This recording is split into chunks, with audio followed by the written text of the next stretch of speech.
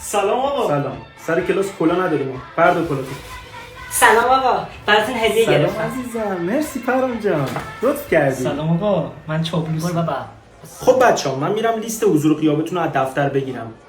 لطفاً شلوغ نمی‌کنید. چیزی هم سر کلاس نمیخورید تا برگردم. آقا پرهامم مبصرتون هستم. چاپلوسی اینا هم داره دیگه، مبصری و من برمیگردم. مگه ندیدی معلم گفت هیچی نباید سر کلاس به بخوریم؟ نظر من اهمیت نداره. ای؟ آدم فروشی هم به چاپلوسی تو خودشونید اضافه کن پرام علی. ببینم عکسمو. فکر نگرفتم؟ گنگ. خب. اون چی بود قایم کردی؟ چی؟ آقا اجازه داشت پفک میخورد.